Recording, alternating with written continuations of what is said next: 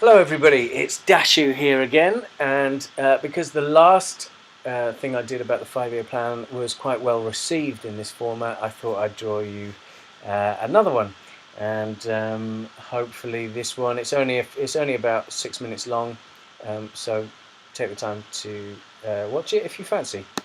So this is the 5-year plan update. I thought I'd let you know what's going on around the Sangha and what we're doing with the vision. As you may have remembered from the last time, the last video, I broke the vision up into all of these different areas, and we're going to start with sacred space. So at the moment, what we're doing is replacing caravans with a log cabin, hopefully in October. I could really use some help if anyone's available to do it. Really, it could be any kind of help. As long as maybe you want to just climb ladders and help us put stuff at the top of them. I'm going to need some electricians, kitchen fitters. I'm specifically thinking of you, Judy. People to paint, or even just to come along and make a cup of tea.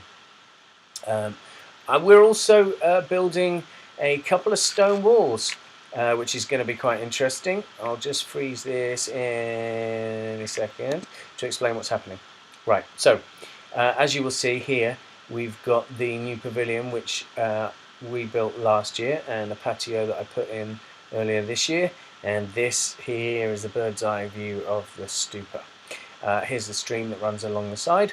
So these two black lines right here are where we're going to be putting the new stone walls in. These are going to be standing stones, and this is going to be a gateway. Now at the moment, this whole area here is just it's the old bank for the railway sidings, and most of this at the moment is just brush, and we're going to be turning this into the memorial garden. And this red line you will see here, this is because this is going to become the main entranceway in towards the hermitage from the caravan that's at the back here. So that's all happening hopefully sort of later this year. Now we'll move on to student support. Sherab Dorje is the guardian for student support. At the moment he's really hard at work working on this lifetime of practice booklet. This is going to show people how all of our training links together from LAH, DHB and THB. We're also working on how we can change some of the ways that contact people work and how we respond to new students. So that's very heavily in place at the moment. We want it to be a more hands-on approach, and this is going to be allow us to take people from the entry point wherever they come, whether that's through the internet or face-to-face at local groups or even here at the Hermitage, and we'll be able to take them through the different steps from coming in to DHB, THB, and how that all fits under this umbrella of living the awakened heart. Keep an eye out for it. I think it's going to be a really important document, and I think it'll clarify a few things for some of us. So where this comes under is this project called STEP. Now STEP is the way that we're going to be looking at rebranding, remarketing the DHB. So we're going to sell Introduction to Formless Meditation as a separate book, and possibly as a separate course. This will lead on here to Discovering the Heart of Buddhism, and within that people are going to be encouraged to see how Living the Awakened Heart fits in, how they can move on to THB, and how that they're welcome to come to retreats which all fit within this scheme. Hopefully it should help let people know how their sort of trajectory through the path comes. We've designed new book covers using a picture here from Tashi Mannix. Some of you might know he's giving a talk in Birmingham in October. This is about kind of developing the trajectory that students have as they come through. The Mahayana Ghana, some of them are creating new DHB packages with recordings and videos. This is going to be really good for new students coming in and existing students as well, I think. If you'd like to be interested in that, let us know. David Patton at the moment is writing or sort of collating all the stories that Lama Shenpen has written about her life story. There's a lovely couple of videos on YouTube. I'll put the address of them down here. Next is the local groups, and Yeshi and Steph are the guardians for that. They have been contacting all of the local groups that we have got around the country. Excuse my rudimentary map. They've been trying to find out who they are, where they are, when they meet, what kind of things that they want to do, so that we can sort of let people know that there's all of this stuff happening all over the country. And we've got a new one in Fredericksburg, Virginia, USA. So good luck to John over there, and thanks to him for setting this up and giving us an international feel. We're looking at next year's programme. Next year we're going to have a couple of public talks, definitely one in Brighton, hopefully one more. We've got the weekend in Oxford in March, Shambhala Ghana Retreat in April, Brighton in May, the Sangha celebration and the Mahayana Ghana gathering in June. We are looking at this, having the whole of July as a study retreat at the Hermitage.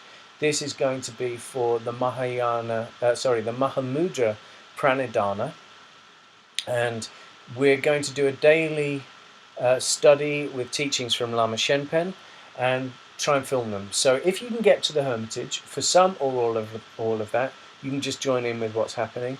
If you can't, and you think you could keep up with the recordings, because I'll be trying to send them out daily, I suppose, and if you can keep up with that from home, then you are welcome to come along to the Mahamudra Pranidhana retreat in August. We've also got a 2-week retreat, the DHB retreat and a THB retreat, back to back. Hopefully it'd be great if you could come to either or both, and that'll be the first couple of weeks in September. Lama Shenpen and Riggs and Shikpo talk in Birmingham in October, and then we've got a Vajrasattva retreat in November, which we're hoping that this will become an annual thing. Vajrasattva and Guru Rinpoche. We're also hoping that Patrizia will be able to give MVC teachings to local groups next summer. She's a certified, or will be a certified, MVC practitioner. So that's all to look forward to for next year. We are also working on Flow. Just to give you a brief update, we've got memorandums and associations which we're still working on. The AGM is happening in October. This is going to be at the Brilli event.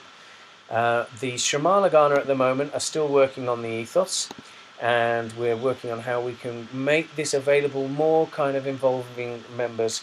The finance side of stuff at the moment is working very smoothly, so that's all very nice. Jane Reed, as you may have noticed, has sent out a who's who of the Sangha. If you haven't got it, ask me for it.